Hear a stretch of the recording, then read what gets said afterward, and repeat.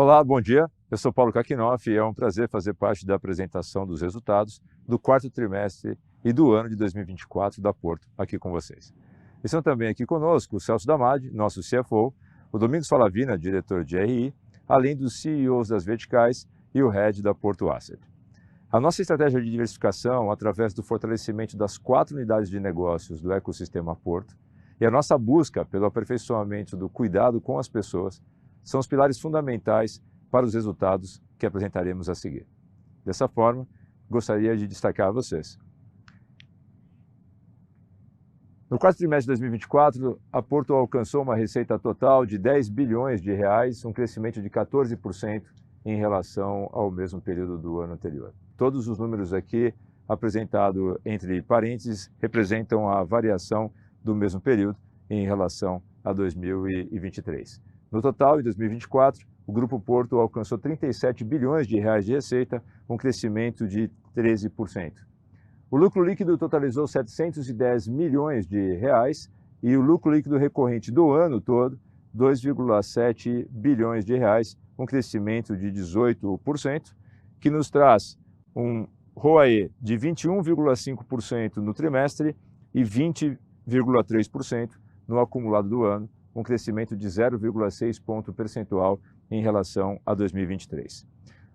Dois números de grande satisfação para o grupo nesse momento é o nosso recorde histórico alcançado no quarto trimestre desse ano, 18 milhões de clientes e 30 milhões de negócios no ecossistema Porto, o que nos traz um potencial ainda maior do que o previamente apresentado para o crescimento das nossas unidades de negócio através da venda cruzada nessa base de clientes, nesse ecossistema. Nós gostamos aqui na Porto de acreditar, temos uma tecnologia proprietária de gestão tanto do risco quanto da precificação. É justamente através da combinação, da busca por excelência nessas duas dimensões que nós acreditamos temos alcançado o crescimento em todas as verticais de negócios, com alguns números que merecem destaque especial antes de nos aprofundarmos nos detalhes. O primeiro deles é o atingimento de 16,6 milhões de itens ou vidas na vertical Porto Seguro, um crescimento de 10% em relação ao ano anterior, e a sinistralidade mantida em patamares muito saudáveis de 56,5%, no alto, um crescimento de 0,6 ponto percentual em relação ao ano passado, fruto dessa disciplina de precificação e execução e também de um ambiente competitivo bastante saudável, onde nós não estamos vendo nenhum tipo de movimento disruptivo, inconsistente ou inconsequente por parte de nenhum player desse setor. Na Porto Saúde, 132 mil vidas foram adicionadas ao nosso grupo de segurados, também com um índice de sinistralidade bastante adequado para esse segmento e com uma queda significativa de 0,7 ponto percentual. No banco, crescimento de receita de 21%, enquanto a inadimplência em queda de 1,4 ponto percentual, complementada pelo resultado da Porto Serviço, uma vertical com um alto ritmo de crescimento, atingindo já 103 milhões de reais de EBITDA, uma margem de 16,1%. Para detalhar vocês um pouco mais como esses números foram alcançados e também ter um pouquinho mais de riqueza em relação ao nosso resultado, eu queria convidar agora o Celso Damadi. Por favor, Celso. Obrigado, Kaki. Bom dia a todos, é um prazer estar aqui com vocês. Bom, vou detalhar um pouquinho mais o que o Kaki comentou sobre os nossos resultados de 2024. Aqui, as nossas receitas totais crescem 14%, em seguros cresce 4%, atingindo 5,6 bi. Lembrando, como o Kaki comentou, que a sinistralidade muito bem comportada, o nosso resultado, o nosso ROI de seguros, principalmente no automóvel, acima de 25%. O que acontece esse ano, o número de itens em automóveis ficou estável, um pouquinho acima até do ano passado, cresceu, mas o nosso prêmio de risco, o nosso custo está muito bem comportado. Lembrando que a gente sempre faz safras desse tipo de produto, olhando para os próximos 24 meses, 18 meses, né? Então a gente vem precificando, a nossa disciplina de precificação vem buscando essa rentabilidade que a gente vem conseguindo nesses últimos anos nas carteiras acima de 25% de seguros. Então, o automóvel cresce um pouco menos aqui em 2024, mas nós temos carteiras como o empresarial e o Vida crescendo acima de 2 dígitos. Então, seguros também tem um crescimento muito importante para nós esse ano.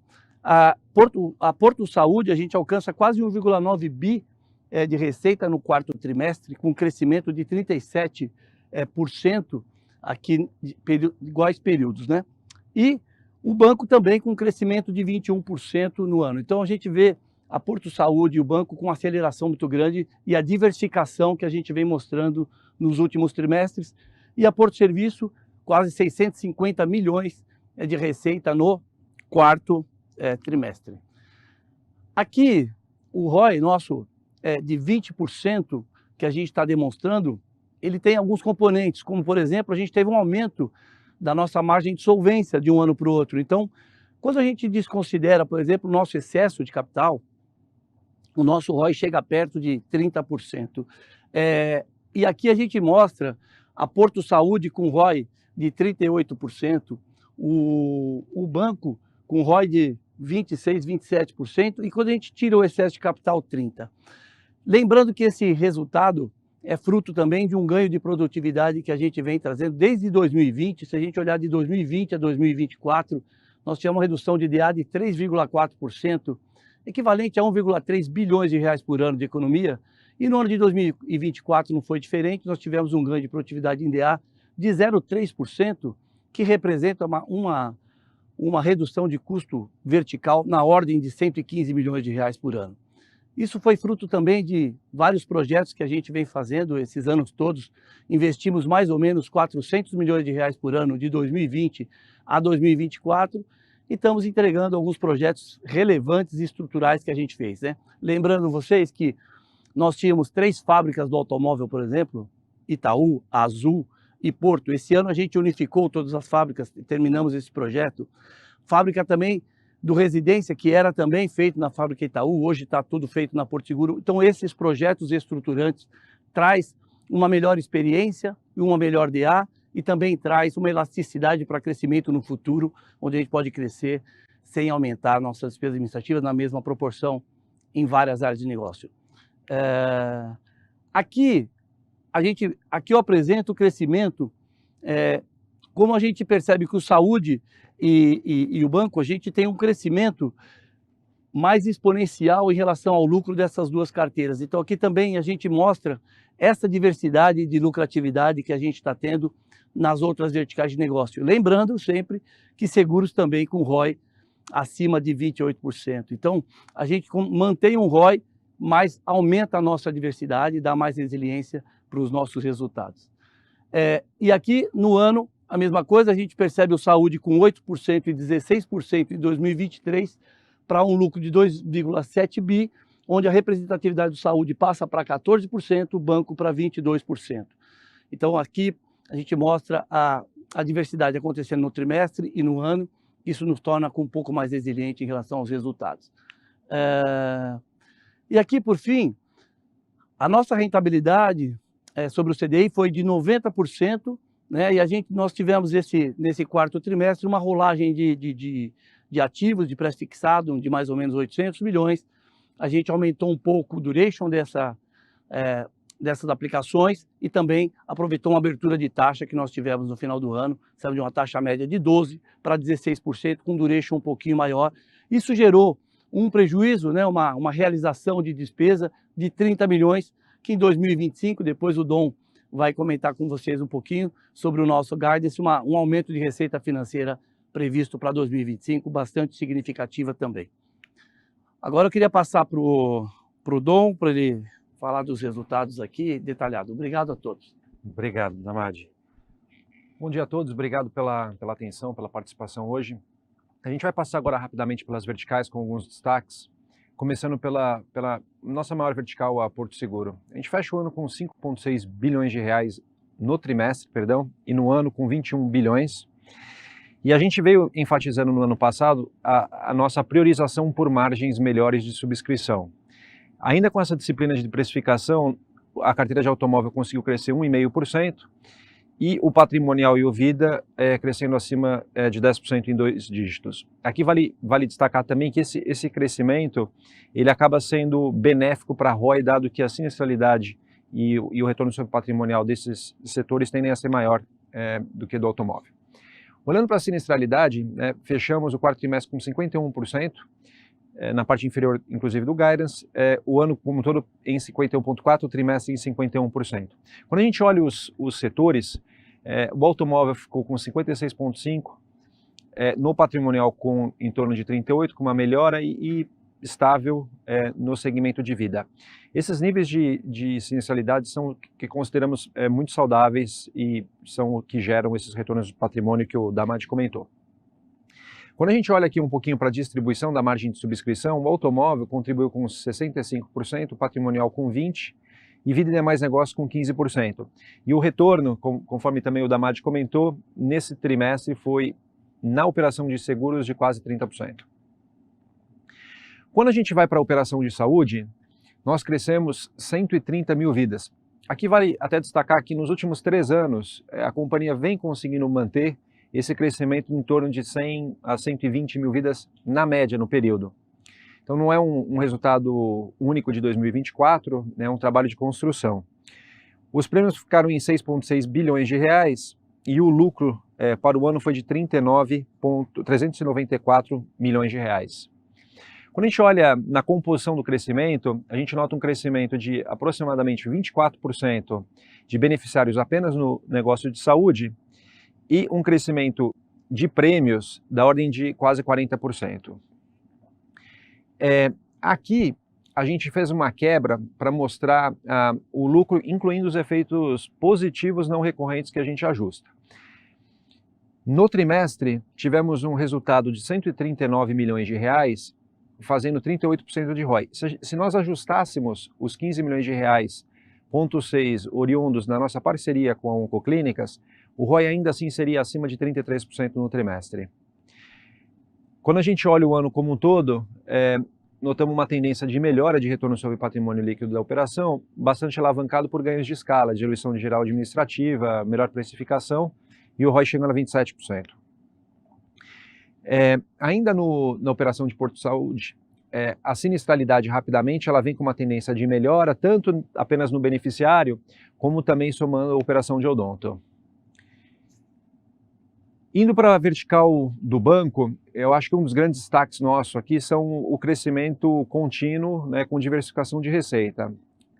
Fizemos 1,6 bilhões de reais em receita esse trimestre, quase 6 bilhões no ano, e com um lucro de 632 milhões de reais, com um crescimento de mais de 50%. Aqui teve alguns efeitos não recorrentes que eu vou dar um pouco mais de disclosure nos próximos slides.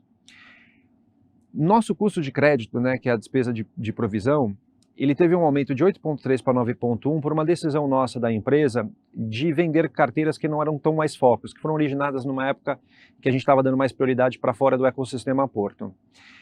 Isso teve um impacto em provisão de aproximadamente 60 milhões de reais, a venda da carteira foi da ordem de 370 milhões de reais. Se nós ajustássemos por esses efeitos, nosso custo de provisão, na verdade, cairia para 7,7%.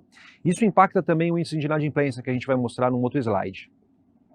Em termos de eficiência, continuamos com uma eficiência par e passo aos bancos digitais, o que de fato nos consideramos, pelo fato de não termos agências. Do lado aqui da inadimplência, os mesmos efeitos que eu comentei no slide anterior são válidos aqui também. Então nós tivemos uma melhora de inadimplência de índice acima de 90 dias, de 6,4 para 5,2, bastante motivado pela venda da carteira. Ainda que a gente ajustasse, contudo, a gente teria uma melhora e continuaríamos mantendo um índice em termos absolutos melhor que a média do mercado. Em termos de crescimento de carteira, tivemos 9,8% com a venda da carteira. Aqui, se não tivéssemos a venda da carteira, o crescimento seria da ordem de 12%. Passando para Porto Serviços, aqui eu acho que nós não temos base de comparação ainda no contra ano, dado que societariamente a empresa é mais recente, mas o que a gente sempre gosta de destacar é a quantidade de serviços mantendo um índice de qualidade muito alto. Então, esse trimestre executamos aí quase 1,4 milhão de serviços, com um NPS de 81 pontos. Um outro esforço e a razão da criação da Porto Serviço era uma diversificação de receita. Essa receita que não tem como fonte pagadora o ecossistema Porto, ela já chega a 26% nesse trimestre e crescendo 25% ano contra ano. Esse é bastante foco na nossa operação e uma das razões importantes da criação da vertical. Em termos de margem e lucratividade, tivemos 103 milhões de reais de EBITDA, uma margem de 16%, que a gente considera muito saudável no trimestre, e uma margem muito similar para o ano como um todo, né? De 16,4 e 411 milhões de EBITDA, com um lucro de 251 milhões de reais. O trimestre, com 71. Aqui o retorno sobre patrimônio líquido, na verdade, essa é uma operação até com uma baixa necessidade de ativos fixos. A decisão, né, da empresa de fusões, de M&As, fusões e aquisições passadas, ela faz com que o patrimônio líquido dessa operação seja maior, mas ainda assim a gente nota que os efeitos contábeis da amortização dessas aquisições passadas, assim como ganhos de escala de eficiência, estão fazendo com que o retorno sobre o patrimônio líquido continue com uma tendência consistente de alta, atingindo 26% no trimestre. Passando para o guidance, eu acho que a mensagem geral do guidance aqui, eu não vou linha a linha, mas é que a gente continua vislumbrando um crescimento similar ao guidance do ano passado, muito robusto para a maioria, se não quase todas as linhas de negócio. Os pontos médios do guidance, quando o mercado calcular, vão indicar esses níveis de crescimento. Acho que os destaques aqui talvez sejam, né, para a receita do Porto Bank aqui, da ordem de 20%, no segmento de saúde de 25% a 40%, e no resultado financeiro, até como efeito da Selic maior, de ajustes de carteira, conforme o Damadi comentou, nós estamos esperando uma receita financeira líquida entre 1,2 e 1,4 bilhão de reais. Esse número compara com os aproximadamente 920, 930 que nós reportamos em 2024. Aqui a gente manteve o slide que compara um pouco os market shares nossos em segmentos que a gente já entende ter uma maturidade maior versus que a gente vem dando foco. Então, no automóvel com 27%, residencial com 20%, o propriedade empresarial aqui com em torno de 25%, consórcio 13% e fiança locatícia 56%. E no próximo slide a gente vem mostrando um pouquinho do crescimento e como ainda temos participações de mercado ainda incipientes, se a gente puder dizer, de 2,8%, por exemplo, no cartão de crédito, né, crescendo em torno de 12%, contra o mercado crescendo aproximadamente 10%. Aqui no consórcio, ainda temos apenas 2,6% de mercado, apesar de um crescimento aí de 40%, versus um crescimento de 6,2%, o consórcio de veículo, perdão. Saúde e odonto ainda apenas 2% de market share, crescemos em torno de 50%, com o mercado crescendo 12%. E no Vida, crescemos nesse aqui abaixo do mercado, com 9% de crescimento versus um mercado crescendo 13%, mas ainda com uma participação bem pequena. Com isso eu queria encerrar a nossa apresentação e partir para a sessão de perguntas e respostas. E obrigado por todos. Obrigado. Iniciaremos agora a sessão de perguntas e respostas para investidores e analistas. Lembrando que para fazer perguntas, envie seu nome e empresa através do botão Q&A localizado na parte inferior de sua tela. Caso não queira abrir seu microfone, por favor escreva sem microfone ao final da pergunta para que possamos verbalizá-las. Você também pode participar do Q&A pressionando o botão levantar a mão. Aguarde enquanto coletamos as perguntas. Nossa primeira pergunta vem de Daniel Vaz, do Safra. Por favor, Sr. Vaz, seu microfone já está liberado. Fala pessoal, bom dia. Bom dia, Kaki, bom dia, Dom, bom dia a todos. Eu queria focar aqui na vertical de saúde. Então, vocês anunciaram recentemente que estavam até buscando uma venda minoritária com um parceiro. Eu queria até entender se é um parceiro estratégico, o que vocês estão vislumbrando com essa venda de um stake minoritário para um parceiro. E aí entender qual que seria o procedure, né, os user proceeds dessa venda, entender se é um foco no investimento na própria vertical de saúde ou vocês têm algum outro direcionamento ali. Eu queria entender, então, justamente esse ponto. Obrigado. Oi, Vaz, bom dia, obrigado pela pergunta e pelos comentários. A partir de uma contextualização mais ampla, né? Quando a gente olha o nosso planejamento de longo prazo, e que contempla as suas respectivas curvas de crescimento para cada uma das verticais, felizmente, mesmo fazendo um cálculo sensibilizando nos cenários mais otimistas, a gente tem recursos próprios dentro do grupo para promover esse crescimento sem a necessidade de acessar o mercado ou fonte de capital externo. Isso vale para o grupo como um todo e, evidentemente, para as 4 verticais. Isso posto, nós não temos nenhum tipo de abordagem proativa, não tivemos já há algum tempo, seguramente ao longo de todo o ano passado, para qualquer movimento relacionado à atração de investidores. Isso está acontecendo de uma maneira reativa, né? Felizmente, os nossos negócios, especialmente nas verticais banco e saúde, nós temos encontrado uma procura, uma demanda, né, que nos chega através dos bancos com abordagens interessadas em investir nesse negócio, que nos parece bem natural. De nossa parte, a gente se mostra disposto a engajar em conversas com eventuais parceiros que possam, de verdade, agregar valor estratégico para nós.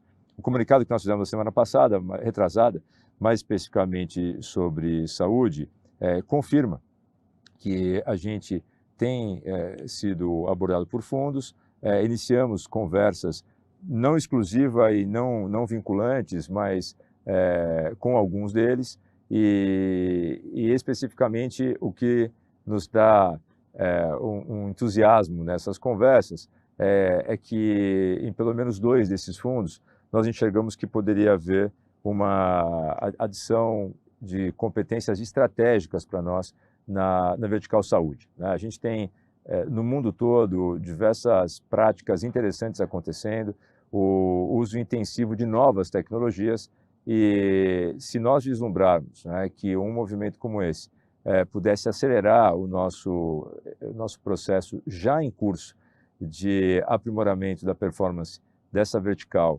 pela adoção, por exemplo, de tecnologias mais avançadas, isso seria uma das 2 condições necessárias para que a gente realmente converta nisso em um investimento. A segunda, obviamente, seria uma precificação desse ativo em patamares que fizesse muito sentido para a gente, né? Óbvio que nós temos uma forma de avaliar esse ativo que sugere ter um valor muito maior do que o implícito no grupo como um todo, à medida que a gente vai destacando isso e tendo movimentos de valuation, né, que fiquem mais claros, justamente através de um aporte de capital feito por um investidor estratégico, que corrobore com essa precificação. Isso para a gente também seria interessante. Então, seriam movimentos oportunísticos, não necessários, mas que podem destravar muito valor para a gente. Tá ótimo, obrigado. A próxima pergunta vem de Gustavo Schroden, do Citi. Por favor, Sr. Schroden, seu microfone já está liberado. Bom dia, turma. Obrigado aí pelo call e parabéns aí pelo ano. Excelentes resultados. Eu queria discutir um pouquinho o guidance do negócio de banking. Vocês mostraram o crescimento de receita, mas eu queria, se vocês pudessem dividir com a gente o que está implícito ali de crescimento de carteira, e alguma coisa também relacionada a NIM ou spread. Eu estou perguntando isso porque, assim, a receita crescendo, se não estiver enganado aqui, entre 14 e algo acima de 20, se dá um ponto médio próximo de 20%, me parece um crescimento alto comparado com o que o sistema está indicando, principalmente no negócio de cartão de crédito. Eu queria entender o que tem de carteira de crédito e se existe um otimismo aí um pouco maior aí do que o sistema em relação ao negócio de cartão de crédito. Obrigado. Opa, bom dia, Schroden. Obrigado aí pela pergunta. Se a gente for olhar o nosso resultado da operação de banco, a gente não tem só uma operação de crédito, né? A gente tem uma operação de geradores de tarifas, né? Fiança locatícia, consórcio, que são muito relevantes para a gente, né? E essas, como você sabe até pelos dados do Banco Central e nossos reportados, elas seguem crescendo muito. A gente não dá guidance de carteira, infelizmente, mas eu acho que, tentando justificar a sua pergunta, a gente vê um crescimento, se você comparar o nosso guidance de 2024 com 2025, as ordens de crescimento elas são bem similares. A gente não vê um motivo para uma mudança de dinâmica tão grande ou tão radical entre os componentes desse crescimento. No que tange a perda de crédito, eu acho que hoje o mercado bancário como um todo está um pouco mais precavido, um pouco mais, não quero usar a palavra preocupado, mas enfim, com relação à inadimplência. Então eu acho que hoje nosso guidance de provisão, ele contempla um cenário de volatilidade e de incerteza maior. É isso que está por trás um pouco do nosso guidance de banco. Tá ótimo, perfeito. Se eu puder só fazer um follow-up rapidinho aqui na questão de alocação de capital, que vem em linha da pergunta anterior até, vocês colocaram um excesso de capital, né? Vocês destacaram o excesso de capital que a companhia tem.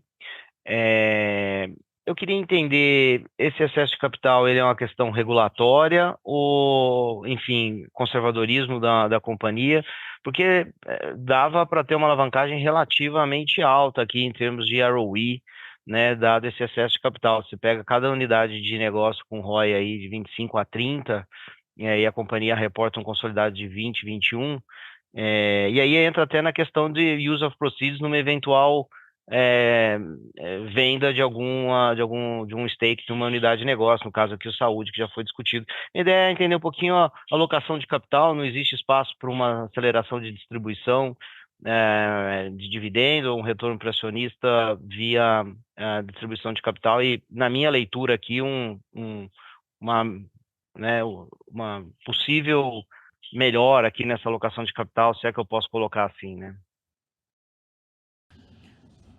Gustavo, obrigado pela pergunta, é o Celso.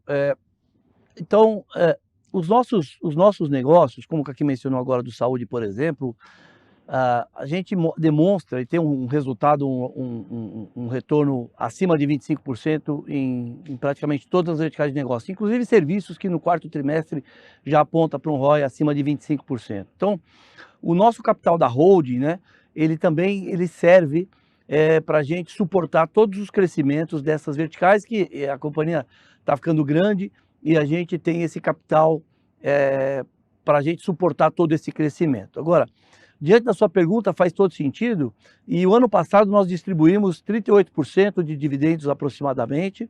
Esse ano nós deliberamos já em conselho uma distribuição de 45% de dividendos. Então, a tendência é que esse percentual cresça um pouco, talvez em 2025 a gente consiga distribuir já os 50% de dividendos, porque a gente realmente está chegando num valor de excesso que não é regulatório, mas é uma política que nós temos de apetite a risco e de cálculos que nós fazemos internamente e que nós estamos aí realmente chegando num nível satisfatório que vai propiciar a gente distribuir um pouco mais de dividendos. Já esse ano já vamos distribuir 45%, e a partir do ano que vem, se tudo correr como a gente está colocando aqui no Guidance, provavelmente a gente volta a distribuir 50% de dividendos, né?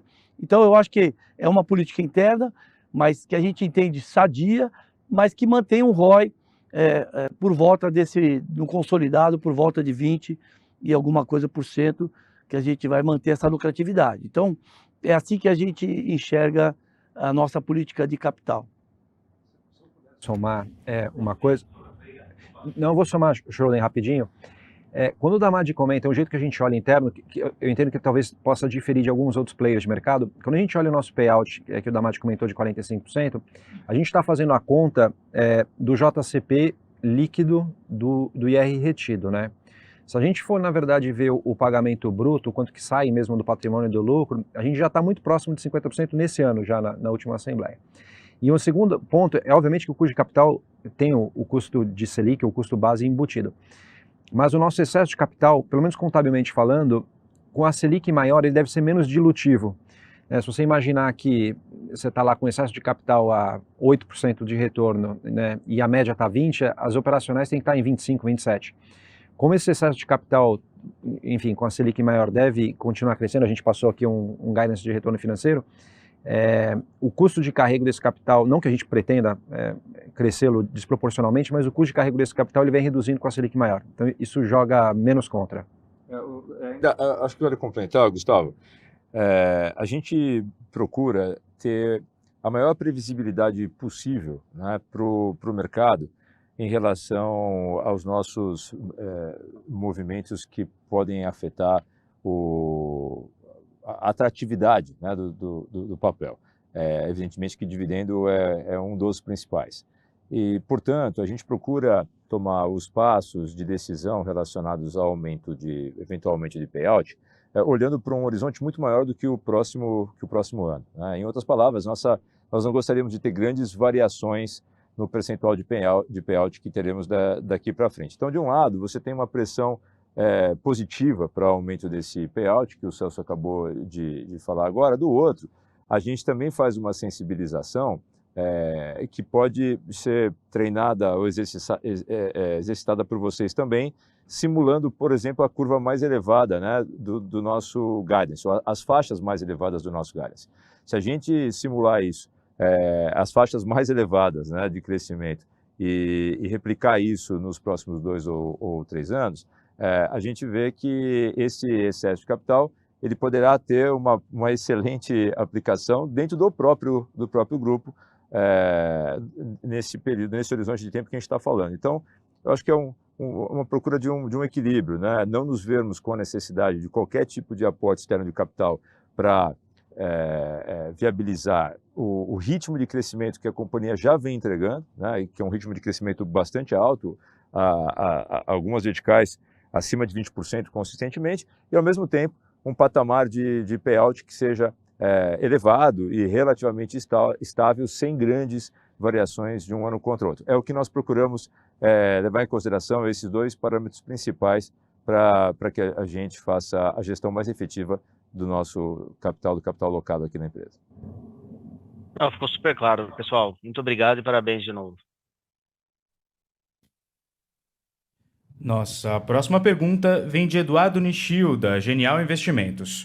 Por favor, senhor Nishio, seu microfone já está liberado. Bom dia a todos. Bom dia, CAC, Celso, Dom. Eu tenho 2 perguntas. A primeira em relação aos demais negócios. Vocês tiveram um prejuízo um pouco maior esse trimestre. Queria que vocês pudessem compartilhar com a gente o que aconteceu e se o balanço já está 100% limpo das unidades que estão sendo descontinuadas, o Carro Fácil e o Fone Fácil, e como a gente pode olhar essa linha daqui para frente, 2025 principalmente. A minha outra pergunta é em relação ao guidance de seguros. A gente vê um aumento até que alto aqui para a sinistralidade da vertical de seguros, comparado com o ano de 2024. Se você pudesse comentar como vocês estão vendo o cenário e por que vocês estão olhando para uma piora aí de sinistralidade. Obrigado. Nishio, obrigado pela pergunta. Então, vou responder a primeira pergunta, que é sobre os outros negócios, né? Então, nós soltamos o balanço e, principalmente no 4º trimestre, nós tivemos realmente ajustes não recorrentes, principalmente no negócio de aluguel de carro, na Mobitech, que nós temos todas as provisões que nós tínhamos que fazer para o encerramento da operação. Então, realmente, a gente encerra essa operação. Também fizemos, durante 2024, também o encerramento da operação da TecFácil, que era uma operação que nós tínhamos de aluguel de celular. Essas 2 operações em conjunto, né, líquido de impostos, ela trouxe um prejuízo em 2024 de 100 milhões de reais. Isso significa que em 2025 nós não teremos mais essa linha com prejuízo. Então, a linha de outros negócios para 2025 provavelmente virá credora, virá com lucro, porque nós temos outros negócios como Renova, como outros negócios nessa linha que já são operações lucrativas. Então, essa é uma boa notícia para 2025, que nós temos um prejuízo não recorrente em 2024 de 100 milhões de reais, que não se repetirá em 2025, tá? Complementar, antes de você falar sobre sinistralidade, Celso, uma informação que eu acredito ser importante e útil para as modelagens, né, que vocês eventualmente farão, é que com o encerramento das operações da Carro Fácil, a Porto também encerra um ciclo de desinvestimentos nos últimos anos. Então, esses efeitos que o Celso acabou de mencionar agora, eles basicamente ficam estanques até o ano de 24. A partir de agora, nós temos todos os negócios ativos sem qualquer perspectiva de desinvestimento, ao contrário. Exatamente. Inclusive, complementando da Mobitech, nós pagamos o último passivo que nós tínhamos, mas nós estávamos com caixa já para fazer isso, e nós antecipamos a dívida da Mobitech agora em fevereiro, pagamos 255 milhões, encerramos completamente a operação e também o endividamento está zerado da Mobitech. Então não vai gerar despesa financeira, não vai gerar resultado financeiro negativo também. Quanto à sinistralidade, a gente prepara um orçamento, como o Dom colocou, vai no guidance ali, para a gente trazer um equilíbrio entre rentabilidade e crescimento, né? Então nós esperamos crescer nas operações de seguros automóvel, empresarial, vida e residência, em patamares também, a gente faz o guidance de prêmio ganho, mas o nosso prêmio retido a gente pretende crescer muito mais do que o guidance de prêmio ganho, porque ele vai afetar o prêmio ganho de 2026. Então, a gente faz um equilíbrio entre rentabilidade e crescimento, e 2024 foi um ano com uma sinistralidade muito baixa também, principalmente no empresarial, na área de seguros. Então, a gente coloca uma sinistralidade alvo para a gente também ter uma competitividade também, para a gente poder crescer mais e o prêmio ganho em 2025 e 2026 vir também em patamares maiores do que a gente tem hoje. Podemos destacar que nesse número de 24 ainda temos o advento falando da Porto Seguro Vertical como um todo, das enchentes no Rio Grande do Sul, né? Não fosse esse evento, teríamos uma sinistralidade ainda num patamar mais baixo. Perfeito, muito obrigado e parabéns pelos resultados. Nossa próxima pergunta vem de Caio Prato, do UBS. Por favor, Sr. Prato, seu microfone já está liberado. Bom dia a todos. Obrigado pela oportunidade de fazer pergunta. Eu tenho uma aqui do meu lado, na verdade são duas, em relação ao Porto Bank também, por favor. Na apresentação vocês comentaram um pouquinho dos motivos, né, do aumento desse provisionamento no trimestre. Queria saber se vocês podiam dar um pouco mais de detalhes sobre essa carteira que foi vendida nesse trimestre. E aí, fazendo um link para o Guidance, queria entender se vocês esperam mais dessas vendas ao longo de 2025, se isso está incluído aí no Guidance, e além do macro que o Dom comentou, se vocês também contemplam algum nível de expansão mais forte em cartão de crédito, de repente para um cliente um pouco mais arriscado ao longo de 2025. E a minha segunda no outro ponto do Guidance, vocês comentam sobre eficiência. O dado de 2025 no mid do Guidance, ele indica uma piora de eficiência no banco. Só queria entender quais são os drivers disso também, por favor. Obrigado.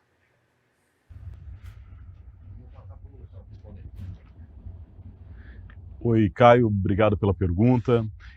Na verdade, quando a gente observa, falando especificamente dessa carteira que foi o teu primeiro ponto, nós tínhamos uma carteira ainda dentro do Porto Bank que não é mais uma carteira foco nossa, né? Que eram operações que foram comercializadas para clientes fora do ecossistema aqui, que a gente chama do ecossistema endereçável, tá? Então, o que nós fizemos? Nós antecipamos isso a perdas e vendemos essa carteira, simplesmente para aumentar o foco nos produtos que nós temos, manter as nossas estratégias de manutenção de portfólios e também de cobrança mais adequada ao público que a gente vem originando nos últimos 2 anos, que é um cliente mais dentro do nosso aquário.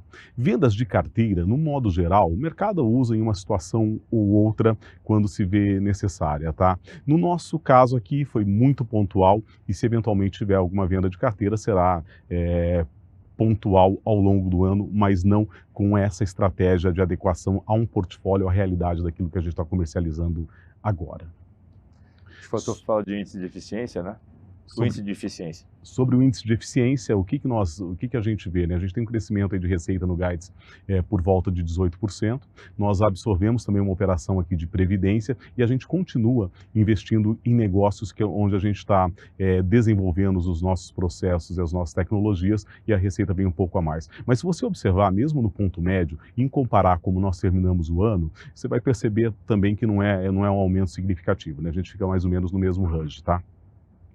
E sobre o macro, que eu acho que você comentou também, o que a gente imagina, né? Até fazendo essa adequação de venda de carteira que nós fizemos agora, nós temos um portfólio que a gente acredita bastante resiliente para passar eventuais crises que possam vir agora, e estamos preparados também com as nossas estratégias de cobrança. O que nos dá, sim, dentro da mesma estratégia de clientes do que a gente chama do ecossistema Porto, nos dá segurança para a gente continuar crescendo a comercialização do cartão, a exemplo do que nós fizemos em 2024, dentro da nossa política de crédito, que é foco aqui nos clientes do ecossistema da Porto.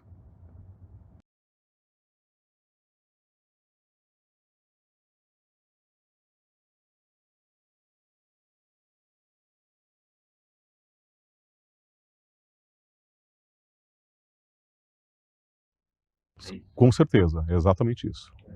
Não seria agora, eu acho que a ambiência, a circunstância seria talvez um momento menos interessante para a gente pensar em mudar a nossa política de crédito, e muito menos para fora do aquário.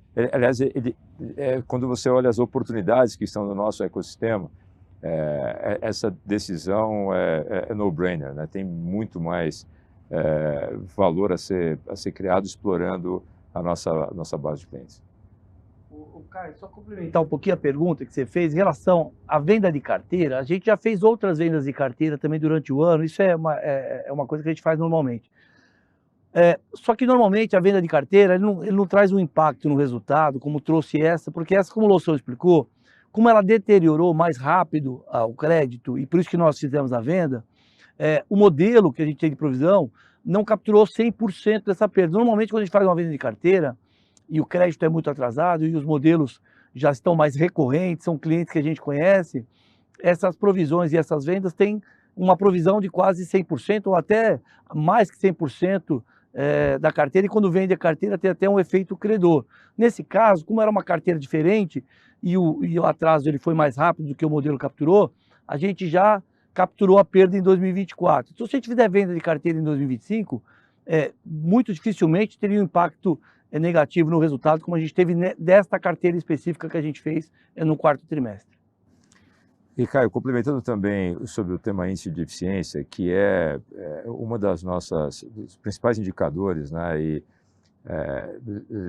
tratado, eu diria, de uma forma apaixonada pelo Loução e pelo grupo de diretores do banco, a gente sempre deve destacar, por isso que eu agradeço a pergunta, os movimentos como os de 25, onde nós estamos estruturando as plataformas que vão justamente patrocinar a continuidade, né, do atual ritmo de expansão do banco. Isso, obviamente, afeta momentaneamente e de maneira marginal o nosso índice de eficiência, é o que basicamente você está detectando aí nessa variação.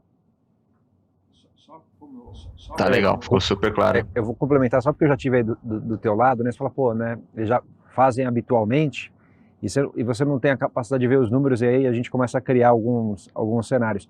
Vou dar uma ordem de grandeza, tá? Então, assim, quando a gente pegou e puxou esse histórico aqui no banco, a gente está falando de coisa assim, 3 milhões para um lado positivo, 3 milhões para um lado negativo. Esse trimestre nós tivemos uma decisão mais estruturante, o impacto foi 60, né? Conforme eu comentei. Só para te dar uma ordem de grandeza, médio, dígito baixo, às vezes positivo, às vezes negativo. Então, quando a gente fala que a gente faz outros casos, é irrelevante para efeitos de resultado. Perfeito, ficou super claro. Muito obrigado, pessoal. Obrigado.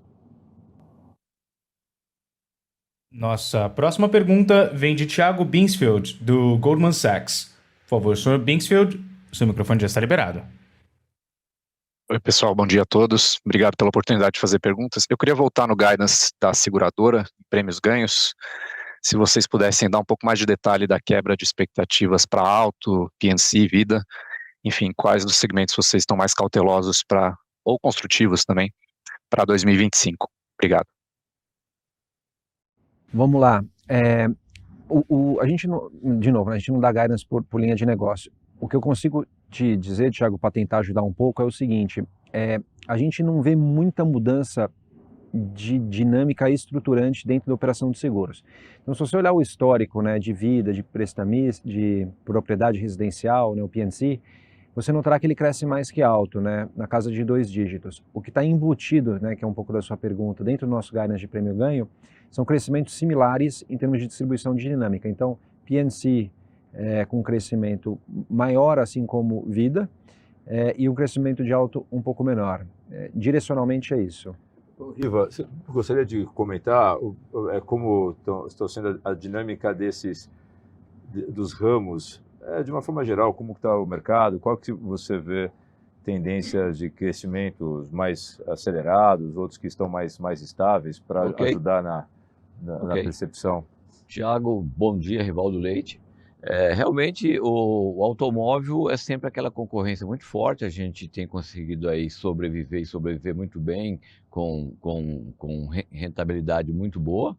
A gente está enxergando um mercado mais calmo nos últimos 3 meses, o ano já começa bem também, e crescendo muito bem nos outros segmentos, né? O residencial vem com crescimento forte, o empresarial, o vida também, e todas essas carteiras com resultado muito bom e com retornos expressivos. Então a gente enxerga um momento sempre com cautela, mas um momento bom, que um ano que a seguradora também está muito estruturada. A gente fez uma grande reestruturação em várias áreas. Então, a gente entende aqui que ela está muito bem posicionada dentro desse guidance aí que a gente apresentou. Quando a gente fala de Porto e da Porto Seguro, ainda que o automóvel esteja reduzindo na sua importância, relevância percentual do resultado total da vertical, isso se deve muito mais pelo crescimento mais acelerado dos demais ramos do que por uma desaceleração do auto. De fato, agora, falando do principal indutor para um maior volume de prêmios no seguro auto, que é a atividade da indústria automobilística e da sua rede de concessionários, nós estamos vendo que tanto a venda do automóvel, mas especialmente do 0 km, mas especialmente a do seminovo, também demonstra um início de ano com bastante intensidade, o que obviamente se reflete no nosso volume de produção. Então, o que nós temos como mensagem sumarizada, né, sobre essa expectativa é que, a exemplo do que acontece na comparação da vertical Porto Seguro com as demais verticais, o crescimento muito acelerado das demais verticais é que faz com que nós tenhamos essa ilusão de ótica de que o mercado de seguros está estável. De uma forma geral, ele está crescendo de uma maneira significativa, sendo que nessa comparação interna, os demais ramos crescem a uma velocidade superior ao do automóvel, que é um mercado, realmente, como o Rivaldo bem colocou, com um nível de concorrência mais acirrado. Perfeito, super claro. Obrigado. A próxima pergunta vem de Jitendra Singh, do HSBC. Por favor, Sr. Singh, seu microfone já está liberado. Hi, thank you for taking my question. Just wanted to double check on Porto Bank, so particularly on Resolution 4966, which impacts banks. I know Porto already reports under IFRS, but I just wanted to double check if it impacts Porto Bank's operation in terms of provisions or securities portfolio. And if yes, could you just quantify the impact? And